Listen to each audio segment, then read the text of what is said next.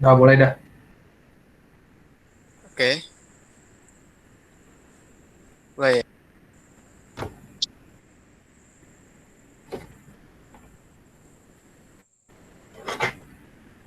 Tampilkan lagi.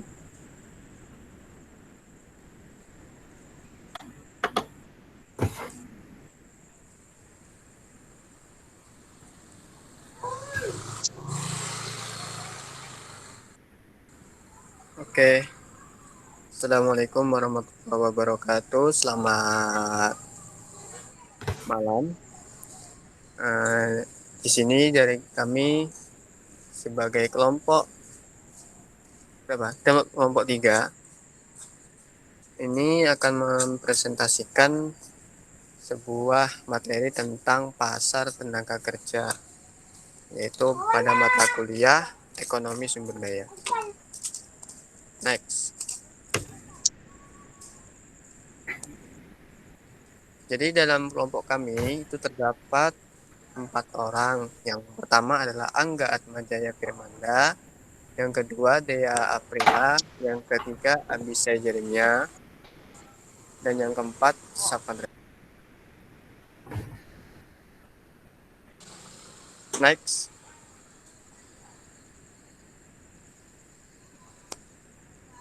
Pasar tenaga kerja. Pengertian pasar tenaga kerja adalah seluruh aktivitas dari pelaku-pelaku untuk mempertemukan pencari kerja dengan lowongan kerja atau proses terjadinya penempatan atau hubungan kerja melalui penyediaan dan penempatan tenaga kerja. Nah,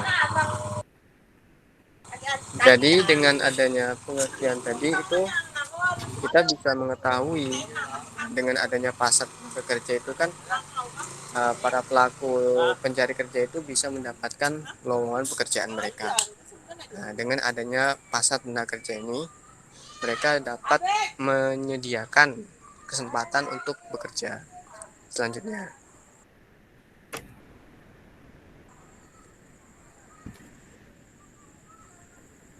pelaku di pasar tenaga kerja. Nah, pelaku di pasar tenaga kerja itu ada 3. Yang pertama itu adalah pencari kerja. Yang kedua itu adalah pemberian kerja. Dan yang ketiga adalah perantara. Pencari kerja itu maksudnya adalah pelaku utama dari pasar tenaga kerja.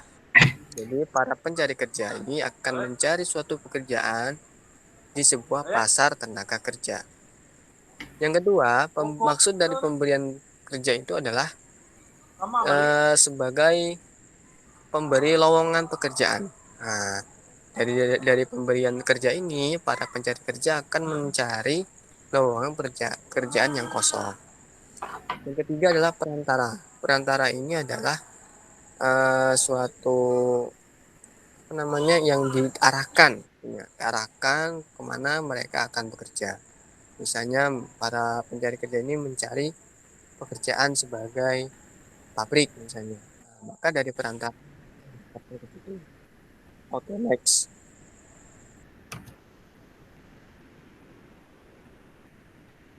Masalah B, masalah dalam pasar kerja. Menurut Suroto, masalah dalam pasar kerja pada dasarnya dapat disebut ketidakseimbangan antara persediaan dengan kebutuhan tenaga kerja dan dapat digolongkan, yaitu satu, masalah kelebihan tenaga kerja yang timbul apabila persediaan tenaga kerja lebih besar daripada kebutuhan tenaga kerja dalam masyarakat.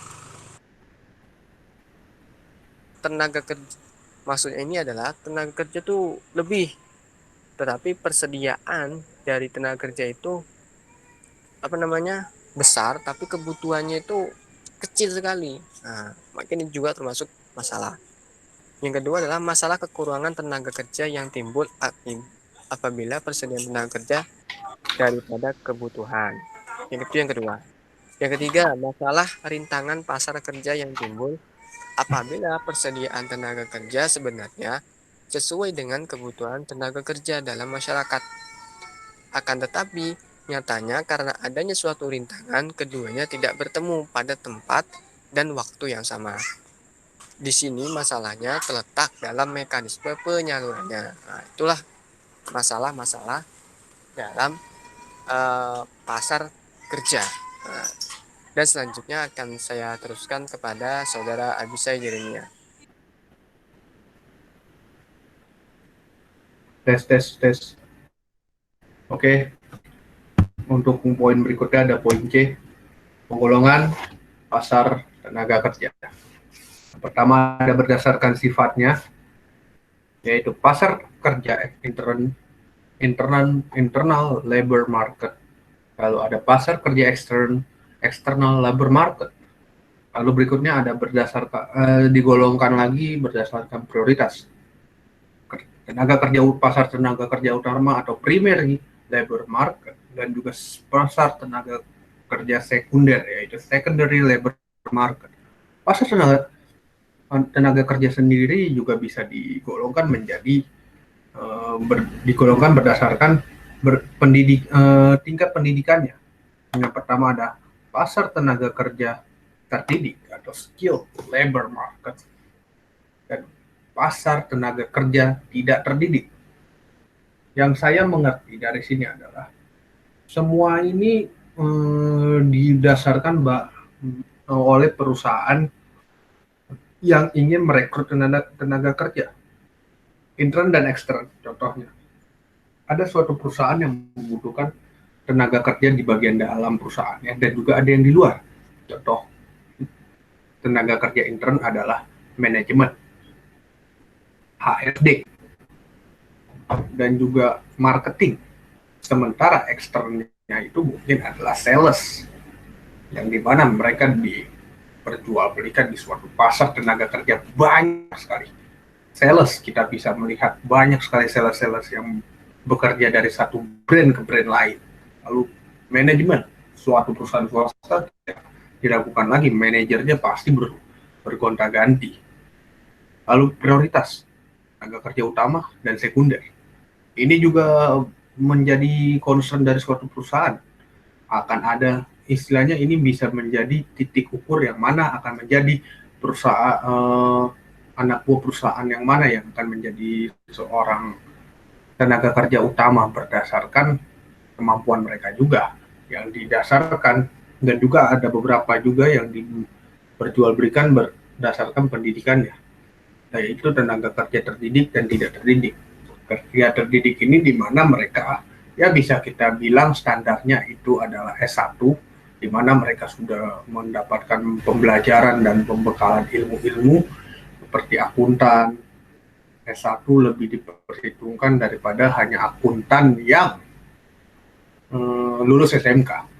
Lalu juga ada tenaga kerja tidak terdidik yang contohnya adalah kuli bangunan, yang dimana mereka tidak perlu belajar dari suatu sekolah khusus.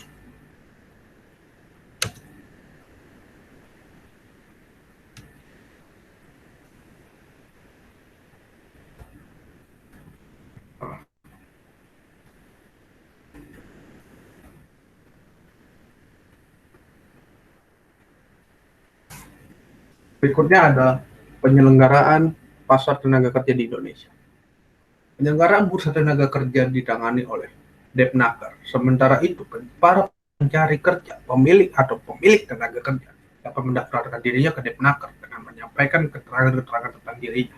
Keterangan tentang pribadi, yang ini sangat penting untuk para pencari kerja karena lembaga-lembaga atau organisasi-organisasi yang bersangkutan bisa memperhitungkan apa yang akan mereka rekrut dan siapa yang mereka rekrut. Nah, Depnaker ini adalah distributor tenaga kerja, badan nasional yang mengatasi menaungi seluruh perusahaan di Indonesia untuk menyalurkan tenaga kerja yang ada, mulai dari tenaga kerja yang baru fresh graduate seperti lulusan S1 ataupun tenaga kerja yang sudah senior. Contoh saja, ketika kita melihat contoh CV di internet atau contoh surat lamaran kerja di internet, itu banyak sekali keterangan-keterangan tentang diri seseorang, tentang skill mereka, asal usul mereka, lalu riwayat pendidikan mereka. yang dimana ketiga hal tersebut bisa menjadi perhitungan perusahaan untuk merekrut mereka. Lalu ada jenis-jenis Departemen Tenaga Kerja. Pertama, Departemen Tenaga Kerja akad, akar, dan akad. Antar daerah, antar regional, antar negara. Antar daerah itu sendiri bisa kita bilang antar provinsi lah.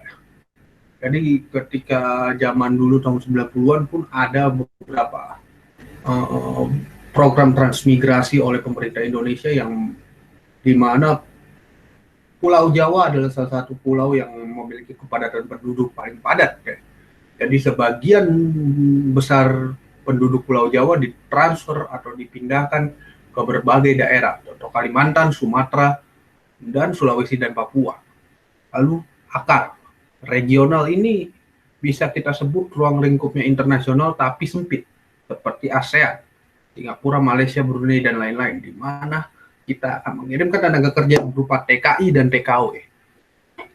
Akan yaitu antar negara. Ini bisa kita sebut kerjasama internasional dalam pasar tenaga kerja yang lingkupnya jauh lebih luas, yaitu dunia. Contoh antar negaranya itu adalah negara-negara di benua Amerika atau Eropa. Di sini Departemen Tenaga Kerja juga akan membuat asuransi dan jaminan bagi para tenaga kerja yang didistribusikan ke beberapa regional dan daerah dan juga negara-negara lain agar kesejahteraan mereka tertunjang, di mana semua orang ingin kesejahteraannya tertunjang baik dari segi gaji dan juga hak asasi mereka. Peran pemerintah dalam mengatasi masalah tenaga kerja di Indonesia di sini terbagi menjadi 4. Yang pertama, memperbaiki sistem pengupahan. Yang kedua, memperoleh pemerataan lapangan pekerjaan. Yang ketiga, memperluas kemampuan kerja. Yang keempat, meningkatkan mutu tenaga kerja. Yang pertama, memperbaiki sistem pengupahan. Dalam hal ini, pemerintah menerapkan sistem upah minimal, sehingga perusahaan dalam mengaji atau mengupah tenaga kerjanya tidak di bawah upah yang telah ditentukan pemerintah, sehingga para karyawan dapat penghasilan yang sesuai atau tidak di bawah tenaga kerja yang telah ditentukan oleh pemerintah. Yang kedua, memperoleh pemerataan lapangan pekerjaan. Dalam hal ini, pemerintah melakukan dengan cara mempermudah informasi lowongan pekerjaan melalui lembaga-lembaga yang telah ditentukan pemerintah, sehingga para tenaga kerja mudah mengakses info lapangan pekerjaan. Selanjutnya, memperluas kemampuan kerja. Di sini terbagi menjadi 2, untuk dalam negeri dan di luar negeri. Untuk di dalam negerinya, Indonesia melakukan dengan cara membuat proyek-proyek dan juga melakukan padat karya, sehingga para tenaga kerja yang tidak tersalurkan bisa mendaftar ke sebuah proyek tersebut, sehingga para pengangguran tersebut dapat berkurang, sehingga penyerapan tenaga kerja dapat tersalurkan secara maksimal. Selanjutnya itu tenaga kerja luar negeri. Dalam hal ini, Indonesia itu dapat melakukan dengan cara itu TKI dan menyalurkan warga negaranya untuk bekerja di luar negeri, sehingga mempermudah bagi negara-negara yang membutuhkan tenaga kerja. Selanjutnya itu meningkatkan mutu tenaga kerja. Dalam hal ini, pemerintah dalam meningkatkan mutu tenaga kerjanya dapat melakukan dengan cara melakukan pelatihan untuk tenaga kerja yang tidak terampil, sehingga mereka yang tidak terampil yang sudah mengikuti pelatihan dapat memiliki skill, sehingga dapat digunakan untuk meningkatkan tenaga kerjanya sendiri, sehingga dia memudahkan untuk melakukan dan usahanya sendiri dan kemudian bisa melakukan melamar pekerjaan.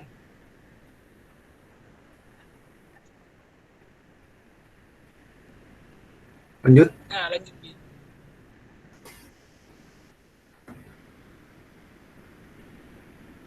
Dampak pasar tenaga kerja yang fleksibel. Tenaga kerja yang fleksibel di sini maksudnya itu perputaran pasar tenaga kerja dengan mengikuti alur tingkat produksi masyarakat dan ekonomi. Sehingga di sini itu terbagi menjadi dua dulu masalahnya. Terdapat dilema dalam kebijakan yang terkaitan dengan fleksibilitas pasar tenaga kerja.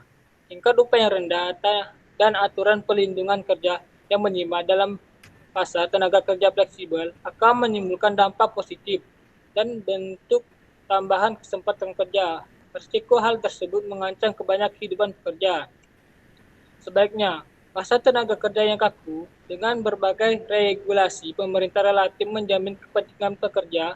Pemerintah mengatur rekrutmen upah minimum PHK dan pelindungan kerja. Namun hal tersebut dinilai diberatkan pengusaha. Dalam hal ini maksudnya itu pengusaha lebih diuntungkan dalam hal ini karena yang pertama tuh di sini pengusaha tuh lebih terbuka dalam persaingannya. Yang kedua tuh pengusaha tuh lebih banyak perannya dalam menggaji atau mengambil alih kekuasaan dalam suatu perusahaan sehingga tuh para tenaga kerja tuh mudah diaturnya atau dipecatnya. Yang kedua tuh dampak negatif itu bagi tenaga kerja karena tenaga kerja di sini dirugikan karena mereka tuh tidak diberikan semacam penguatan karena mereka di sini sistemnya tuh dipakai kontrak sehingga mereka tuh tidak memiliki kekuatan yang kuat di dalam suatu perusahaan sehingga mereka tuh bisa diberhentikan kapan saja dalam waktu pun yang cukup cepat atau lama.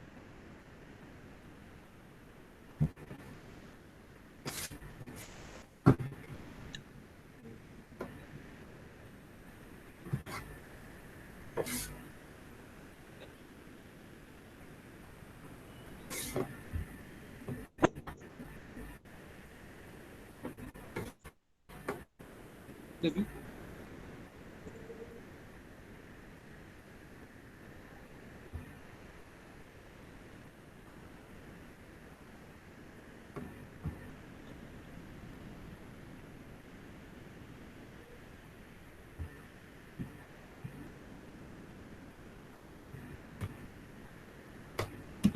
Dia kan? Oh iya, gede ya. Sabar.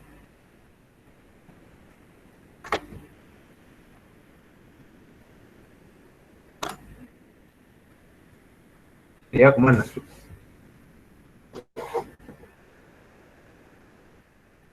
Yang G kan? Yuk. G. Selanjutnya G, penentuan upah di berbagai bentuk pasar tenaga kerja.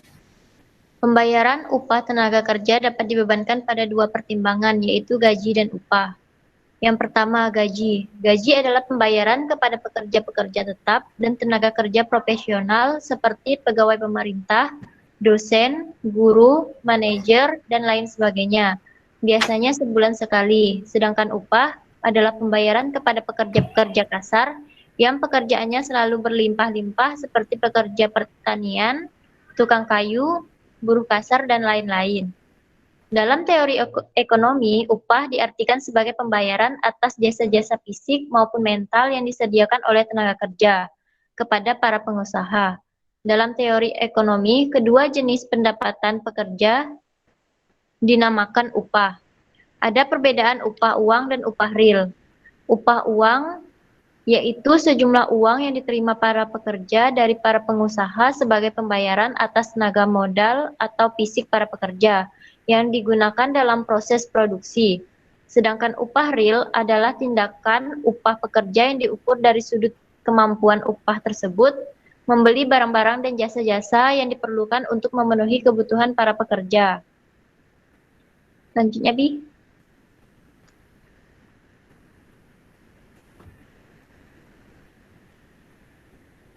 Sumber-sumber kenaikan produktivitas. Yang pertama, kemajuan teknologi memproduksi, meliputi yang pertama pergeseran atau pergantian tenaga hewan dan manusia menjadi tenaga mesin. Contohnya seperti tenaga manusia yang digunakan untuk membajak sawah, yang sekarang sudah diganti dengan mesin traktor. Kemudian perbaikan atau inovasi dari mesin ke mesin yang lebih produktif. Kemudian ada perbaikan sifat-sifat tenaga kerja. Yang pertama, taraf kesehatan semakin tinggi. Yang kedua, pendidikan semakin tinggi. Yang ketiga, pengalaman semakin banyak. Contohnya kursus, workshop, dan lain-lain sehingga keterampilan meningkat.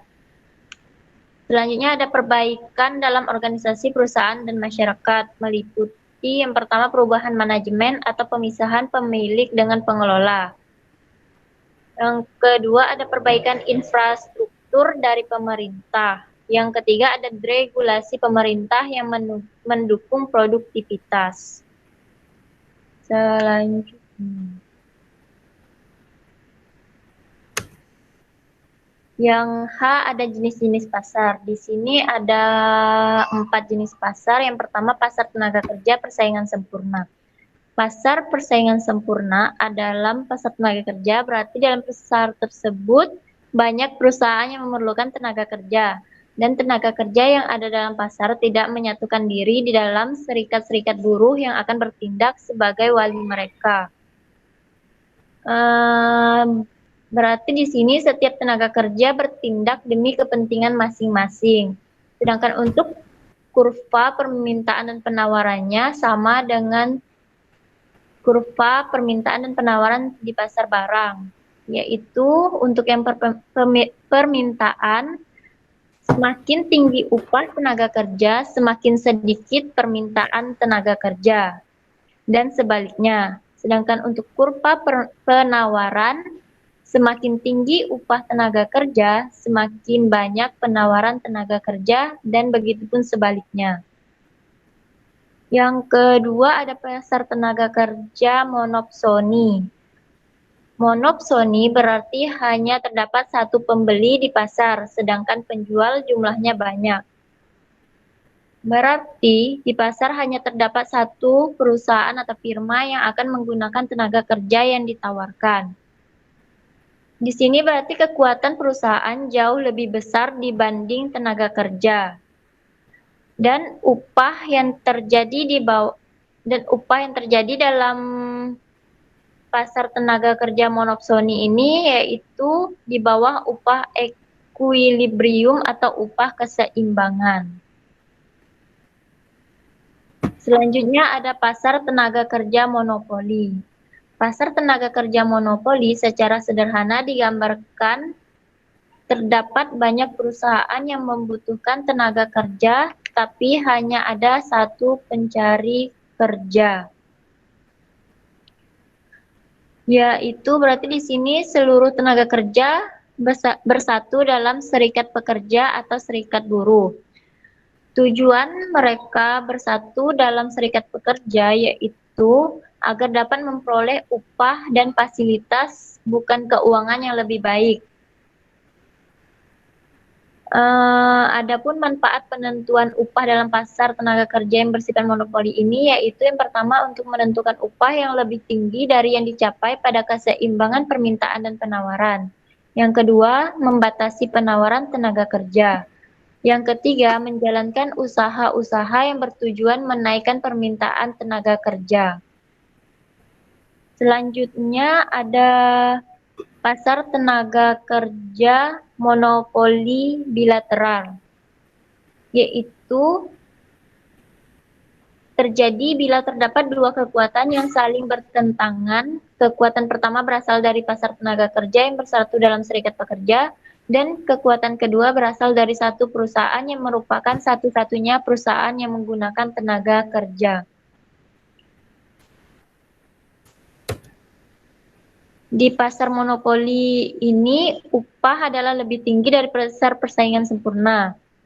Penentuan tingkat upah di dalam pasar tenaga kerja ini, di mana tenaga kerja bersatu dalam satu serikat buruh, dan di dalam pasar hanya terdapat satu perusahaan saja yang menggunakan tenaga kerja. Tingkat upah yang terjadi bisa lebih tinggi atau rendah dari pasar persaingan sempurna, tergantung mana yang lebih kuat tenaga kerja atau perusahaan. Selanjutnya,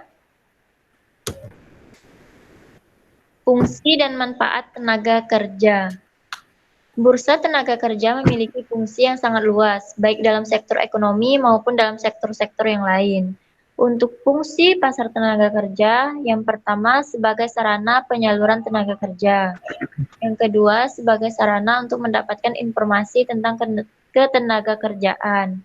Yang ketiga sebagai sarana untuk mempertemukan pencari kerja dan orang atau lembaga yang membutuhkan tenaga kerja. Sedangkan manfaat adanya bursa tenaga kerja yaitu yang pertama dapat membantu para pencari kerja dalam memperoleh pekerjaan, sehingga dapat mengurangi pengangguran. Yang kedua dapat membantu orang-orang atau lembaga-lembaga yang memerlukan tenaga kerja untuk mendapatkan tenaga kerja. Yang ketiga dapat membantu pemerintah dalam mengatasi permasalahan ketenaga kerjaan. Dengan adanya pasar tenaga kerja, maka distribusi pekerjaan antara informal dan formal dapat merata sesuai dengan kebutuhannya masing-masing di setiap sektor. Udah. Oke, sekian penjelasan dari kami. Kurang lebihnya bisa dimaklumi dan dimaafkan.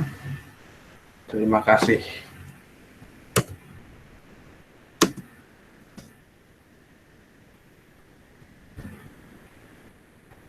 Oke nggak?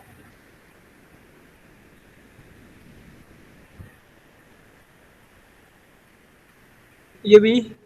Oke ya. Udah oke semuanya? Sabar, ini kita stop record dulu. Kata tak yakin agak, Bi.